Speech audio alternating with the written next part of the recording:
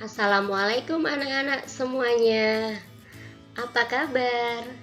Semoga semuanya selalu sehat dan tetap semangat belajar. Alhamdulillah, kita bisa bertemu lagi ya hari ini.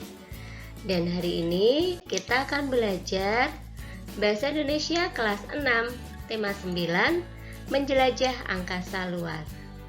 Dan materi yang akan kita pelajari adalah menelusuri tuturan dan tindakan tokoh serta penceritaan penulis dalam teks fiksi. Baik, sebelum kita mulai, kita awali dulu dengan membaca basmalah bersama-sama. Bismillahirrohmanirrohim. Teks atau karangan fiksi adalah teks yang berisi rekaan atau khayalan yang tidak berdasarkan kenyataan. Contoh teks atau karangan fiksi adalah 1. Dongeng, 2. Cerita pendek atau cerpen, 3. Cerita rakyat, 4. Novel. Jadi teks atau karangan fiksi itu berbeda dengan teks non-fiksi. Kalau fiksi itu dibuat berdasarkan rekaan atau khayalan atau imajinasi dari penulis atau pengarangnya ya. Jadi tidak berdasarkan kenyataan, hanya berdasarkan khayalan atau imajinasi.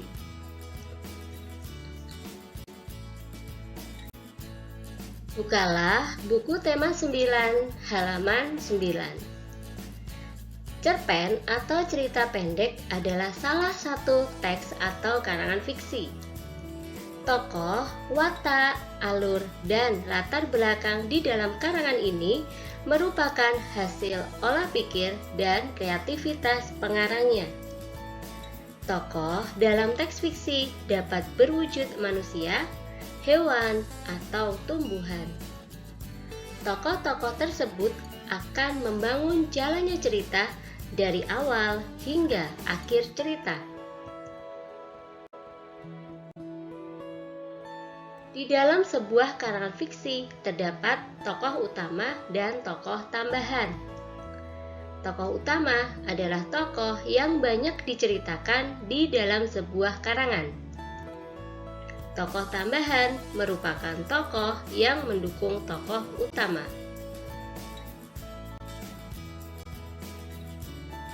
Teks fiksi yang kita baca dapat ditelusuri dari tuturan dan tindakan langsung dari tokoh atau berdasarkan penceritaan penulis. Tujuan kita menelusuri tuturan dan tindakan tokoh adalah agar kita dapat mengetahui unsur-unsur cerita tersebut. Unsur-unsur cerita meliputi latar cerita, alur cerita, tokoh cerita, watak tokoh cerita, dan amanat cerita.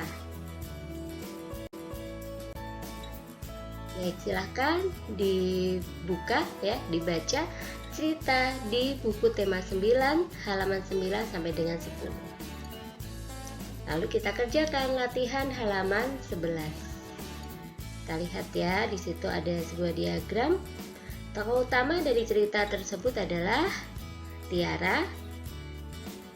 Sifat dari tokoh utamanya adalah dia cerdas, dia memiliki rasa ingin tahu yang tinggi, dan dia seorang religius.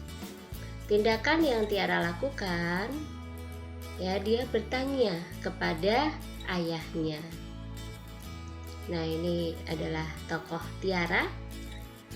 Pendapatmu tentang tokoh utama atau si Tiara ini adalah, nah, dia adalah seorang anak yang memiliki rasa ingin tahu tinggi dan selalu mengingat Tuhan.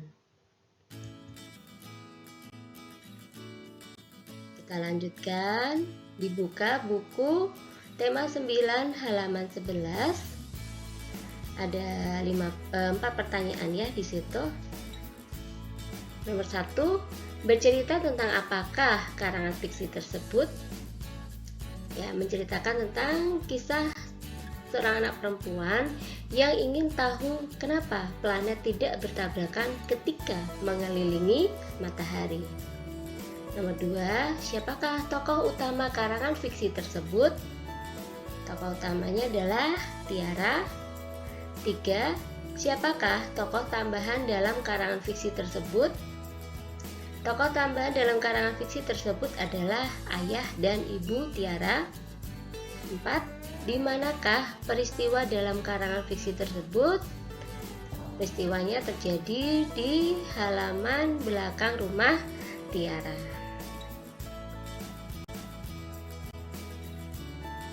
Bukalah buku tema 9 halaman 45. Nah, dalam sebuah cerita ada 2 jenis tokoh. 1, tokoh utama. 2, tokoh tambahan. Cara menentukan tokoh utama dalam sebuah cerita. Yang pertama, kita lihat seberapa sering sang tokoh muncul dalam cerita atau dialog. Dialog itu percakapan ya. 2, kita lihat alur atau jalan cerita. 3, kita lihat tentang siapakah cerita tersebut. Jadi siapa toh yang diceritakan dalam cerita tersebut. Cara memahami sifat tokoh. 1, kita lihat tuturan pengarang terhadap karakteristik pelakunya. 2, kita lihat perilakunya. 3, kita lihat cara tokoh itu berbicara tentang dirinya.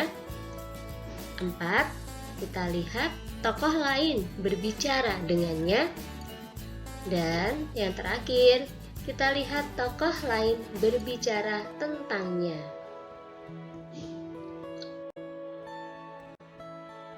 Fungsi tokoh utama dalam cerita. 1, tokoh utama membuat suatu cerita lebih hidup dan menarik. 2, tokoh utama paling banyak diceritakan baik sebagai pelaku kejadian maupun yang dikenai kejadian.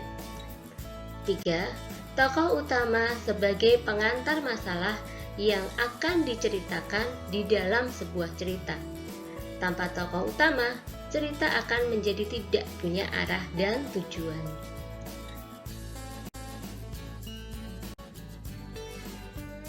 Fungsi tokoh tambahan dalam cerita.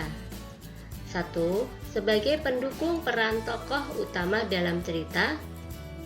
2, untuk memperjelas watak tokoh utama cerita.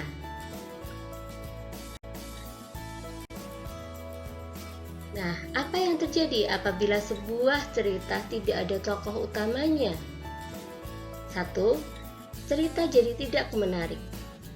2, cerita menjadi tidak jelas fokus sudut pandangnya dari siapa. Dan ketiga, cerita menjadi hambar karena tokoh utama memegang peran penting dalam cerita. Nah, baik anak-anak, demikian penjelasan tentang materi tema 9, muatan pelajaran bahasa Indonesia. Semoga bermanfaat. Ya, kita akhiri dengan membaca hamdalah bersama-sama. Alhamdulillahirabbil alamin. Terima kasih. Wassalamualaikum warahmatullahi wabarakatuh.